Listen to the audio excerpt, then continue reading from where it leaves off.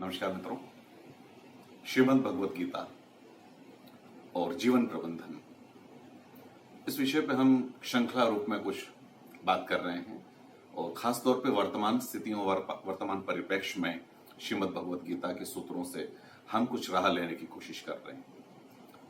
आज अध्याय 2 श्लोक 47 में जो कर्म योग का आधार सूत्र है, ये श्लोक अमूमन सभी इससे बहुत परिचित हैं कि कर्मण्येवाधिकारस्ते मा फलेषु कदाचन। ये सूत्र हमसे बहुत जुड़ा हुआ है और ये सूत्र हमारे जीवन में शांति के दरवाजे खोलता है। आजकल की जो परिस्थितियां हैं जिसमें फ्रस्ट्रेशन है और अशांति है, उन संदर्भों में ये सूत्र हमारा मार्ग प्रशस्त करता है। जब भगवान श्री कृष्ण कहते हैं कि सिर्फ कर्म हमारे हाथ है वर्तमान में, लेकिन फल की आकांक्षा करना व्यर्थ है, क्योंकि फल हमारे हाथ नहीं है। फल को हमें नियति पे छोड़ना होगा और तभी जो है हम कर्म को पूरी टोटलिटी के साथ कर पाएंगे। आज परिस्थितियां विपरीत हैं।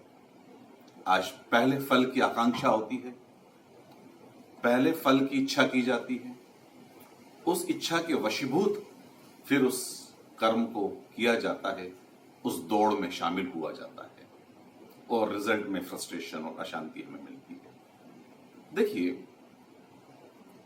कर्म एक व्यक्ति के हाथ में है, ये एक इंडिविजुअल एक्ट है। आज मैं एक पौधा लगाता हूं, पौधा लगाना मेरा कृत्य है, मेरा कर्म है, लेकिन उसमें फल ला पाना ये मेरे हाथ नहीं है, क्योंकि उसमें सारे फैक्टर्स जुड़ जाते हैं, समष्टि के फैक्टर्स उसमें जुड़ जाते हैं। धरती है, पानी है, अंधकार है धरती के अंदर जो बीज के लिए उस समय जरूरी है, और प्रकाश भी, सूरज भी, हवाएं, बारिश, बादल, परिस्थिति और काल, सारी चीजें जुड़ी हैं। ये समष्टि है और इस समष्टि के द्वारा फल आएगा। व्यष्टि रूप में व्यक्ति अपना काम कर चुका, फल समष्टि के हाथों है, समष्टि का योगदान है परम सत्ता के हाथों। लेकिन हमारी समस्या यह है कि वर्तमान में हम भविष्य को खींच के लाना चाहते हैं। आकांक्षा भविष्य के परिणाम पे अटकी है और वर्तमान में हमारा मन विखंडित हो चुका है, डिसइंटीग्रेटेड हो चुका है। हमारे प्रयासों में वो त्वरा नहीं है, और जब प्रयासों में वो त्वरा नहीं है, आधे से ज्यादा मन भविष्य में अटका है, परिणाम में अटका है, फल की आकांक्षा से भरा है और वर्तमान के कार्य के लिए इंटीग्रेटेड नहीं है, विखंडित है, तो परिणाम भी प्रभावित होता है। और जब परिणाम प्रभावित होता है, जी हां, जब वो रिजल्ट और फल प्रभावित होता है, तो जीवन में फ्रस्ट्रेशन तो आना ही आना होता है। एक श्रद्धा से भरा व्यक्ति, आस्तिकता से भरा व्यक्ति अपने काम को टोटलिटी से करता है, पूर्णता से करता है, वो करने के बाद उससे मुक्त हो जाता है। फिर वो परिणाम परम सत्ता के हाथ होता है।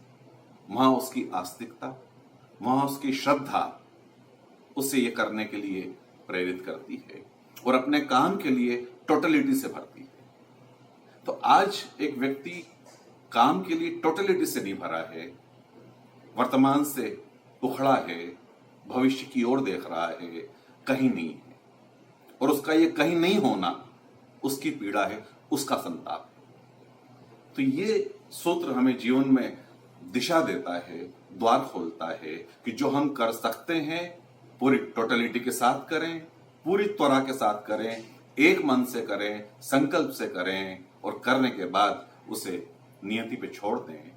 जब पूरी टोटलिटी के साथ किया जाता है, श्रद्धा के साथ नियति पे छोड़ दिया जाता है, तो फल अच्छे ही आते हैं। लेकिन उस आकांक्षा से मुक्त होना ये पहली जरूरत है, आजकल की जरूरत है। और हम अगर इस काम को इस रूप में ये रूप दे पाते हैं, तो फिर शांति हम में उतरने लगती है। फिर वहां फ्रस्ट्रेशन के कांटे नहीं उगते, फिर वहां प्रसाद रूप में जो भी मिलता है वो हमें आनंद देता है।